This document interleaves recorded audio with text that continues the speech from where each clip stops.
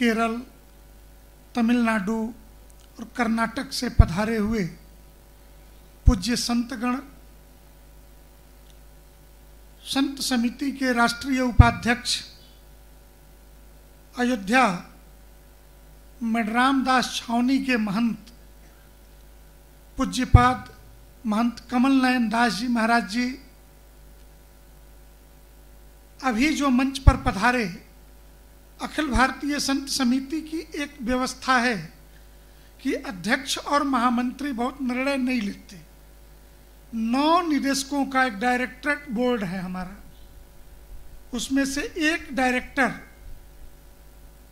आचार्य धर्मदेव जी, आचार्य धर्मदेव जी उस परंपरा के वाहक हैं जो वर्तमान में पाकिस्तान का हिस्सा है, पंजाब प्रांत से उधर वो सिंध का ही संभवतः हिस्सा है, सिंध का, और वहाँ से 1920 में वो परंपरा उठ करके हरियाणा के पाटौदी में चली आई थी, आश्रम चला आया था।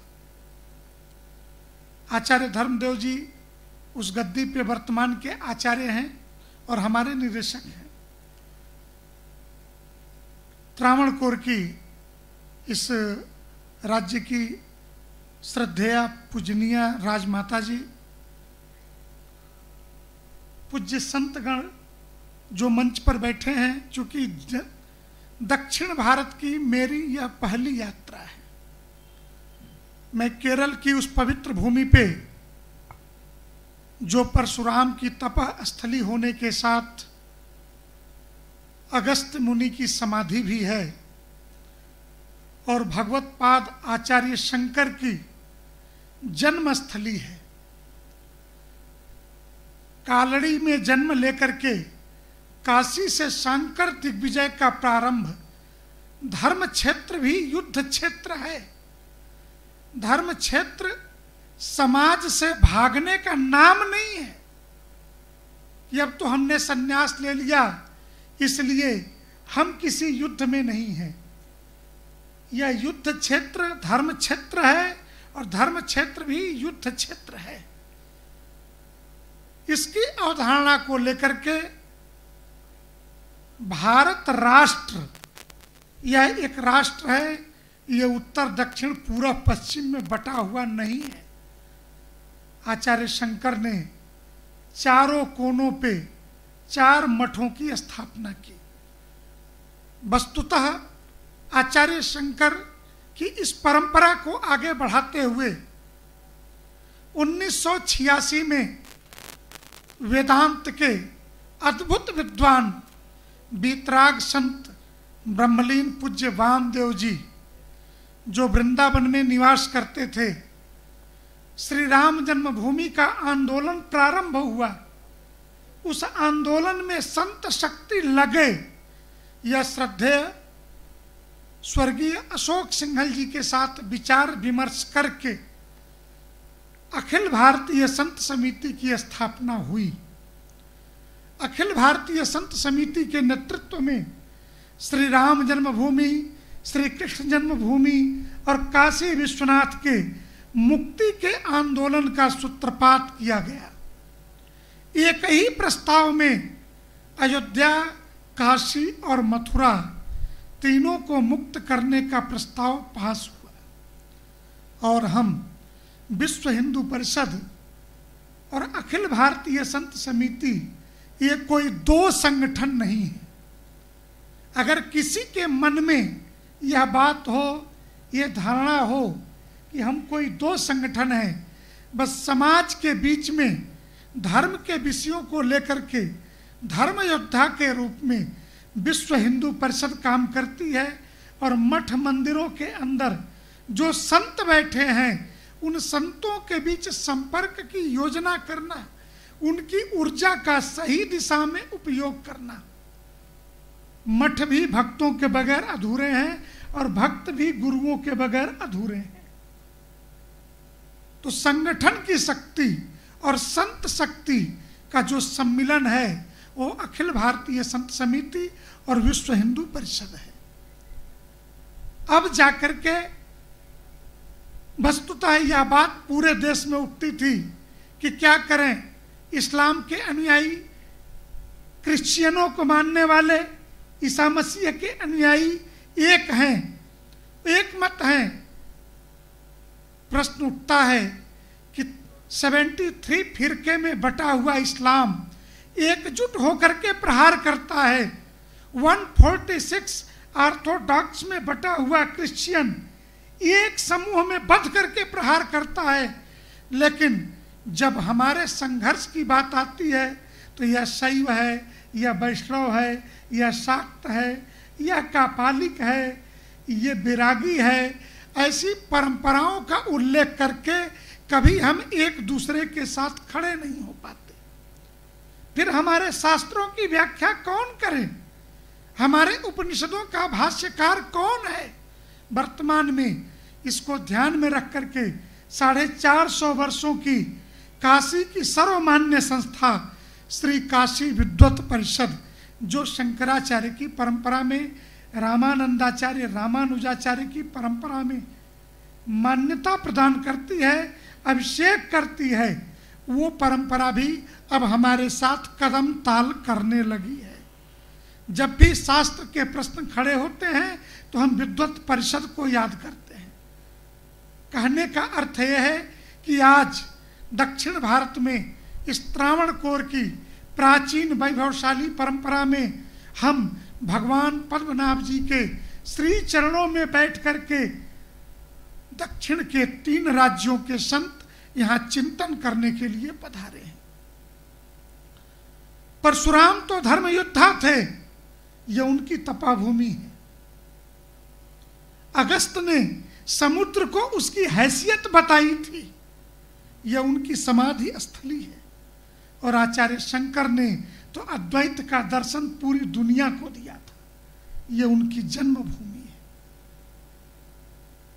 जन्मभूमि, कर्मभूमि और पुण्य भूमि, ये तीनों के रूप में केरल की यह पवित्र भूमि जहाँ पूज्य संतगण बैठे हैं, जिस आश्रम में हम यह कार्यक्रम कर रहे हैं, पूज्यपाद हमारे नेशनल सेक्रेटरी स्वामी शक्ति शानंदानंद जी दक्षिण में बैठ करके जब उत्तर भारत के वामपंथी हिंदी अखबारों में ये लिखते थे कि दक्षिण में राम की मान्यता नहीं है, उस समय दक्षिण से एक सन्यासी योद्धा निकला, रथ लेकर के निकला और उत्तर भारत का भ्रमण करके शक्ति शानंदानंद जी ने यह बताया कि नहीं, दक्षिण में भी हम राम को मानने वाले बैठे हैं। इसलिए ये जो भ्रम फैलाने वाले जो उत्तर भारत से आके दक्षिण में बताएंगे कि उत्तर में शंकराचार्य की मान्यता नहीं है और उधर जाकर के बताएंगे कि दक्षिण वालों में तो राम की मान्यता नहीं है, ये भ्रम फैलाने वाले लोगों के भ्रम तोड़ने का काम पूज्यपाद स्वामी सत्यानंद जी की पुण्य भूमि से, जगत गुरु सत्यानंद जी की पुण्य भूमि से शक्ति शानंदानंद जी ने किया। कुछ भ्रम थे आने के पहले। मैं 3 महीना पहले जब यह समय दिया तो मुझे परिस्थिति का अंदाजा नहीं था, परिस्थितियां अनुकूल नहीं थी मेरे व्यक्तिगत हिसाब से। आए, बहुत सारी बातें इधर उधर की सुनने को मिली। श्रद्धेय अशोक सिंघल जी को याद करके आज एक बात से मैं मूल विषय पर आता हूं।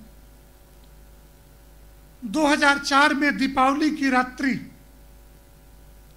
और कांची के पूज्य शंकराचार्य को दीपावली की पूर्व संध्या में तमिलनाडु के अंदर गिरफ्तार कर लिया गया और दक्षिण से कोई आंदोलन नहीं खड़ा हुआ। दिल्ली के अंदर देश के 2 पूर्व प्रधानमंत्री, एक पूर्व राष्ट्रपति और सुप्रीम कोर्ट के पूर्व चीफ जस्टिस, 4 प्रमुख व्यक्ति जंतर मंतर पर जमीन पर धरने पर बैठ गए कांची के शंकराचार्य की गिरफ्तारी को लेकर के। अब प्रणब मुखर्जी जो उस मंत्रिमंडल के सदस्य थे, देश के पूर्व राष्ट्रपति रहे, उन्होंने अपनी जीवनी में इस बात को उद्घाटित किया कि श्रीमती सोनिया गांधी की जिद ने कांची के आचार्य को गिरफ्तार करवाया था, क्योंकि कांची के आचार्य धर्मांतरण के मार्ग में सबसे बड़ी बाधा थे। एसेट्स, आश्रम, ये बड़ी बाधा थी और इसलिए दक्षिण में और दक्षिण के संतों में हिम्मत ना पड़ी कि वो आंदोलन भी कर सके। आंदोलन उत्तर में हुआ, जमानत सुप्रीम कोर्ट से हुई, हाई कोर्ट ने नहीं दी। बाद में एक केस खत्म हो गया, लेकिन शंकराचार्य की जो प्रतिष्ठा गई वो तो वापस नहीं लौटी और उसी के इंफीरियरिटी कॉम्प्लेक्स में शरीर को शांत कर लिया कांची के पूज्य शंकराचार्य भगवान ने, आरोप मुक्त होते हुए भी ऐसे। इसलिए संतों को प्रताड़ित किया गया।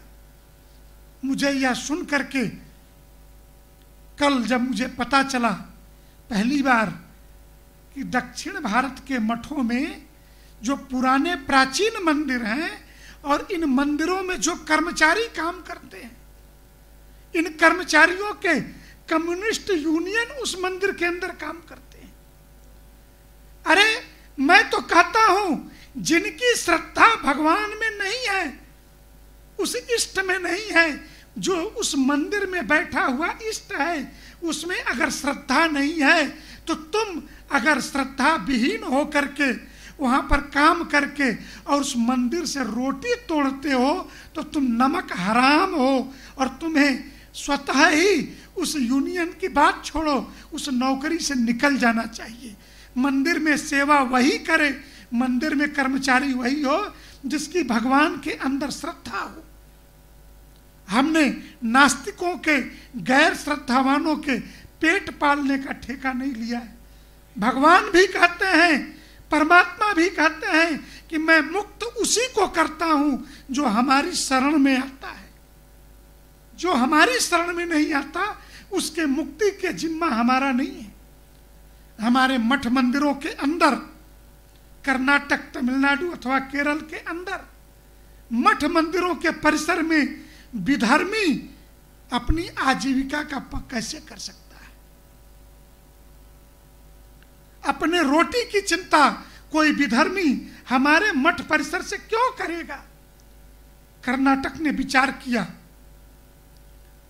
और कर्नाटक के इस विचार करते ही आग लग गई, क्योंकि हजारों हजारों नहीं लाखों की संख्या में विधर्मी मानते तो इस्लाम को हैं, लेकिन रोटी उन्हें सनातन हिंदू धर्म से चाहिए। ये पहुंच गए विश्व प्रसन्न तीर्थ जी पूज्य पेजावर स्वामी के पास कि हमारी दुकानें ना हटाई जाएं। क्यों ना हटाई जाएं? जम्मू कश्मीर के अंदर अमरनाथ की यात्रा, माता वैष्णो देवी की यात्रा, बूढ़े अमरनाथ की यात्रा से जिनकी आजीविका चलती है वो 80% मुसलमान हैं, लेकिन वो रोटी हमसे पाते हैं, पेट उनका हमारे धन से पलता है और आक्रमण हमारे पर करते हैं।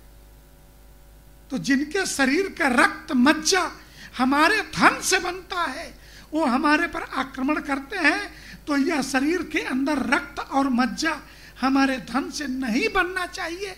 ये हम संतों को विचार करना चाहिए हमारे मठ परिसर में। हाँ, इस मार्ग की सबसे बड़ी बाधा, दक्षिण के राज्य सर्वाधिक प्रभावित हुए तो 1808 के उस मद्रास हिंदू टेम्पल एक्ट से, जिसके कारण दक्षिण भारत के मठों पर सरकारों के आधिपत्य हैं। सरकार एक तरफ तो कहती है कि बस चलाना, हवाई जहाज चलाना, रेल चलाना हमारा काम नहीं है, ये प्राइवेट लोगों को चलाना चाहिए। कल हम जटायु मोक्षम अध्यक्ष जी बैठे हैं ट्रस्ट के, राजशेखरन जी पूर्व राज्यपाल मिजोरम, जटायु मंगलम मैं गया तो सबसे पहले हमने पूछा कि यहाँ पे ये जो उड़न खटोला चलता है इसको कौन चलाता है? तो मुझे बताया गया प्राइवेट कंपनी चलाती है। उड़न खटोला प्राइवेट कंपनी चलाएगी, लेकिन केरल के मठ और मंदिर सरकार चलाएगी।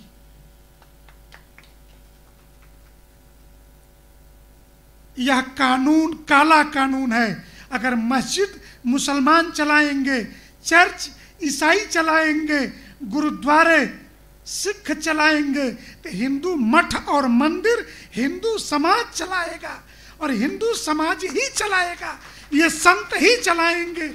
हमें इस दिशा में आगे बढ़ना होगा। हम जानते हैं लोकतंत्र की असल ताकत मतदाता में होती है। यहाँ मुंड गिने जाते हैं।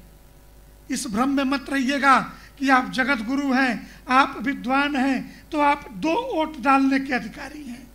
वो अनपढ़, अंगूठा छाप, मूर्ख व्यक्ति भी एक ही वोट देगा। पूजनीय राजमाता जी भी एक ही वोट देने की अधिकारी हैं। ऐसी परिस्थिति में लोकतंत्र के अंदर हमें यह दबाव बनाना पड़ेगा कि 2024 के लोकसभा चुनाव से पहले भारत के अंदर से जो 2 ऐसे कानून हैं, इन दोनों कानूनों को, पहला जो आजाद भारत में संसद के चुनाव से पहले ही 13 मई जो कल बीता है, उसी दिन 1952 में भारत की संसद का पुनर्गठन हुआ था 1952 में। लेकिन 1951 में बगैर संसद के 46 में जो कार्यवाहक संसद भारत के अंदर अंग्रेजी हुकूमत में चुनी गई थी, उस संसद के प्रस्ताव से special amendment act, Hindu religious place and temples, ये पास करके मंदिरों के अधिग्रहण कर लिए गए। और उसी कानून के आधार पे आज भारत के सभी राज्यों में अल्पसंख्यक, हम कैसे दुर्भाग्यशाली हैं कि जिस देश में संविधान में अल्पसंख्यक तय नहीं है। व्हाट इज माइनॉरिटी,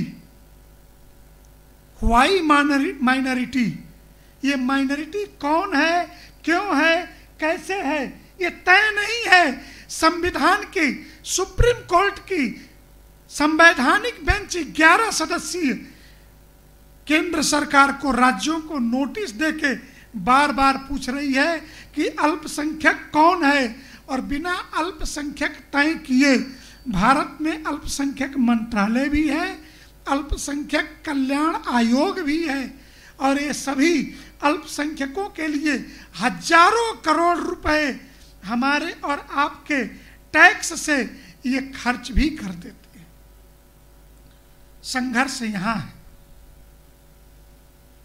जब मैं तो एक प्रेम खींच के लाया मुझे त्रिवेंद्रम, तिरुवनंतपुरम में, कि मुझे महारानी के दर्शन करने थे, राजमाता के, भगवान पद्मनाभ के साथ, क्योंकि मां ने एक राह दिखाई।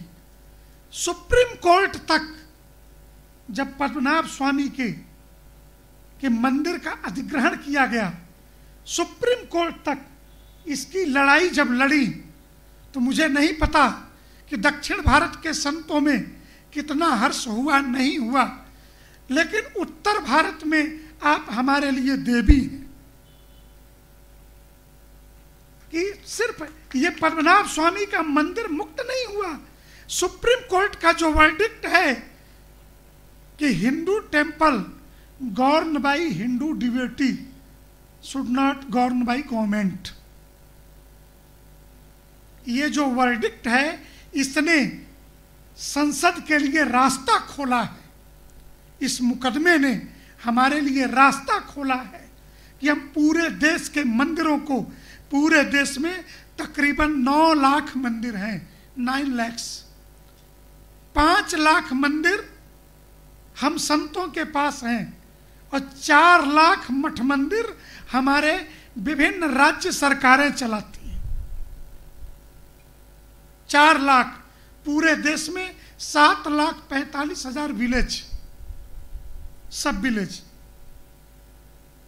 6,21,000 विलेज, लीगल विलेज, ग्राम सभा, और उसमें से 5 लाख गांव ऐसे हैं जहां हिंदू निवास करता है। 10 राज्यों में हिंदू अल्पसंख्यक हो गया। केरल के सेंसस बता नहीं रहे, केरल में हिंदू अल्पसंख्यक हो गया। और हम इस संविधान की दुहाई देते हुए साधु संत बैठे हैं। एक बात श्रद्धेय अशोक जी कहते थे, और हमारे माननीय अशोक तिवारी जी केंद्रीय मंत्री विश्व हिंदू परिषद मंच पर हैं, जो संतों की, हम बाबाओं की चिंता करते हैं। अशोक जी ने कहा कि दक्षिण के 4 संत एक हो जाएं तो दक्षिण भारत पर कोई आंख उठा के नहीं दे सकता।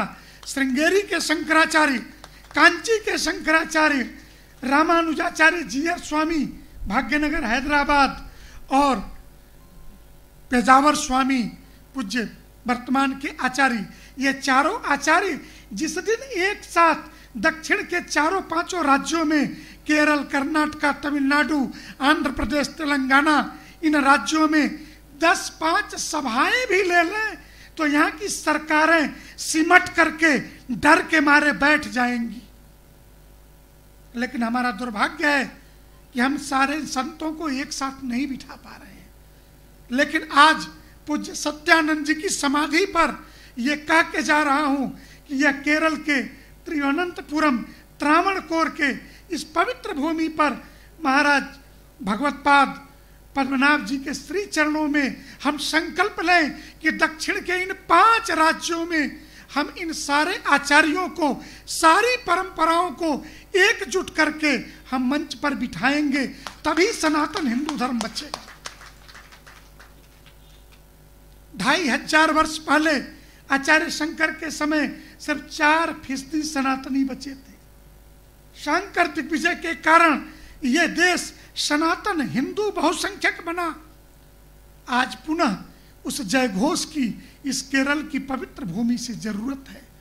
शस्त्र और शास्त्र को धारण करने वाले परशुराम के कर्म भूमि से, आज भगवान परशुराम की कर्म भूमि से यह समय की आवश्यकता है कि हम सभी एकजुट होकर के अगर खड़े नहीं हुए तो वाक्य तो नेहरू का है, संसद के अंदर का है, लेकिन हमारे लिए उपयोगी है। इसलिए मैं प्रयोग कर रहा हूं कि हम एक साथ नहीं रहेंगे तो एक साथ मरने के लिए तैयार रहें। और उस मृत्यु के वर्ण से बेहतर होगा कि हम संगठित होकर के संघव शक्ति कलयुगे, कलयुग में संगठन ही शक्ति है।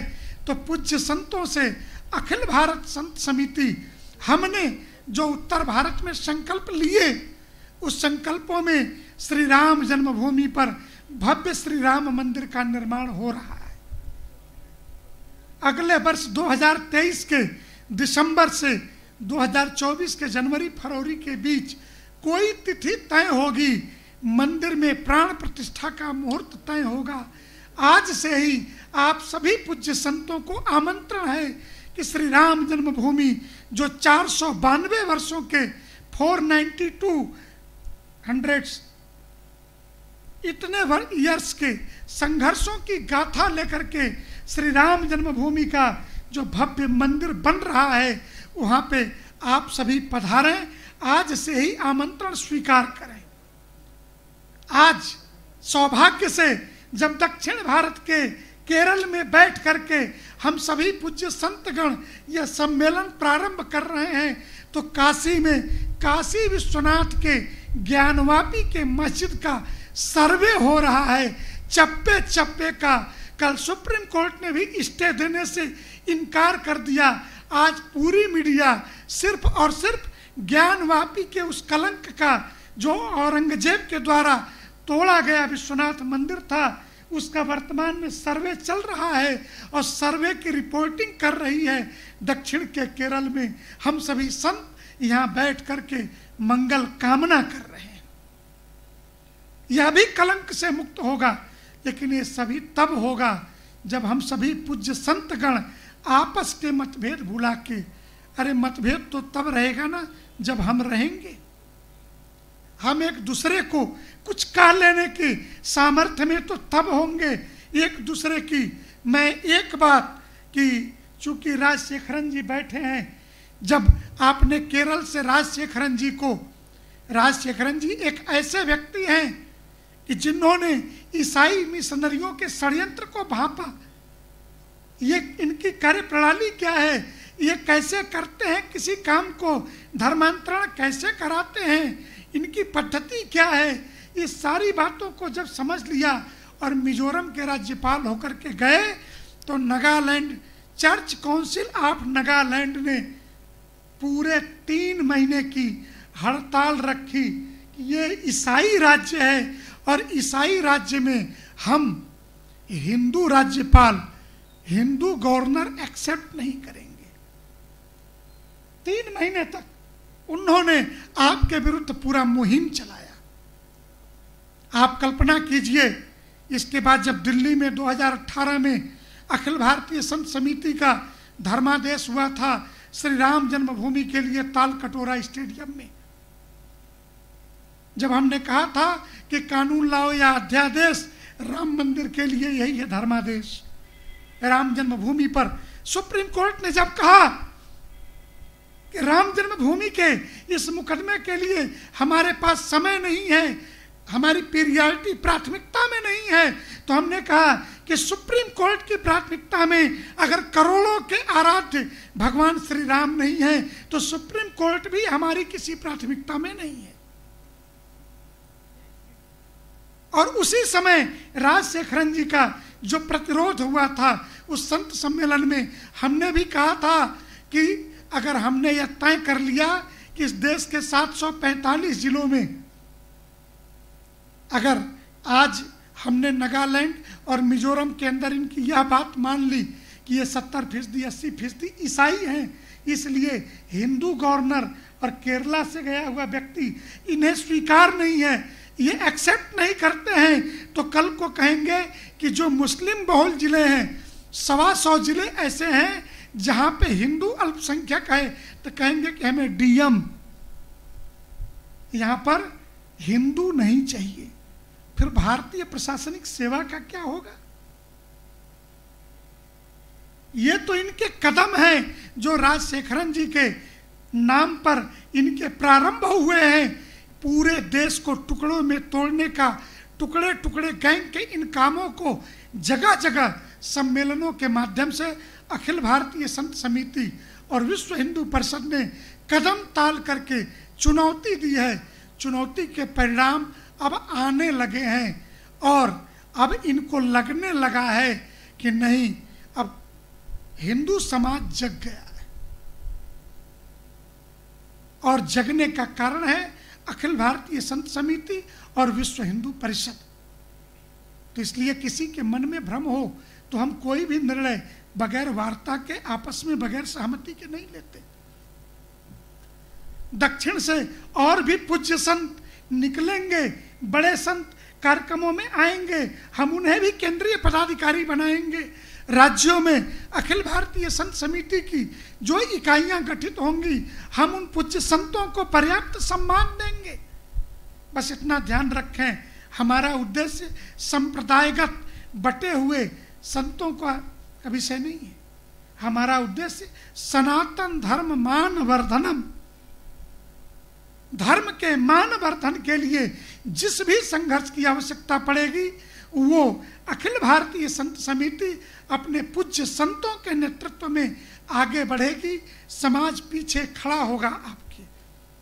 आज के इस संत सम्मेलन के उद्घाटन के अवसर पर मैं अपनी इतनी सी बात कह करके कि हम उस त्रावणकोर राज्य के, मैं राज्य इसलिए इस बात को बार बार इस शब्द का प्रयोग कर रहा हूं कि कल अशोक जी से हमने कहा कि भले हम डेमोक्रेसी के नाम पर जी रहे हों, लेकिन हमारे रक्त में हमारा डीएनए लोकतंत्र का नहीं है। हम नेता के बेटे को स्वतः नेता स्वीकार कर लेते हैं क्योंकि हमारे डीएनए में राजा का पुत्र ही राजा होगा। ये एक स्वाभाविक पद्धति है। ये बृहदारण्यकोपनिषद का भाव भी है, रक्त संबंध। और हम कुछ भी कहें, परिवारवादी, परंपरावादी, वैचारिक परिवार, धार्मिक परिवार, गुरु की परंपरा, शिष्य के रूप में, पिता की परंपरा, पुत्र के रूप में, हम इसी रूप में चलते हैं। तो धर्म की गति यही है, धर्म की चाल यही है। और अखिल भारतीय संत समिति इस त्रावणकोर के पवित्र राज्य, जहाँ पे भगवत्पाद हमारे इष्ट आराध्य भगवान विष्णु पद्मनाभ स्वामी के रूप में शयन कर रहे हैं, उस शांत प्रदेश में जहाँ भगवान के मंदिर में घंटा भी नहीं बजाना। अभी तो नींद आई है प्रभु को, कोई शोर करके जगा न दे, इसलिए घंटा शोर नहीं करते हुए हमारे परमात्मा के श्री चरणों में प्रणाम करते हुए भगवत्पाद पद्मनाभ स्वामी के धरती पर अखिल भारतीय संत समिति का यह सम्मेलन जगतगुरु पूज्यपाद सत्यानंद जी की समाधि पर यह निश्चित ही सफल होगा।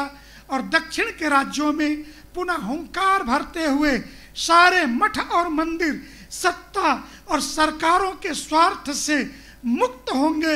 इन्हीं संकल्पों के साथ नारायण श्रीहरि सभी पूज्य संतों के श्री चरणों में प्रणाम करता हुआ अपनी वाणी को विराम देता हूँ।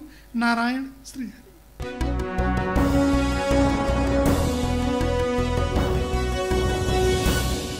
ചാനൽ സബ്സ്ക്രൈബ് ചെയ്യാത്തവർ ഉടൻ തന്നെ സബ്സ്ക്രൈബ് ചെയ്യുക. ബെൽ ഐക്കൺ കൂടി ക്ലിക്ക് ചെയ്താൽ ഞങ്ങൾ അപ്ലോഡ് ചെയ്യുന്ന വീഡിയോകളുടെ നോട്ടിഫിക്കേഷൻ ഉടൻ തന്നെ ലഭിക്കുന്നതായിരിക്കും.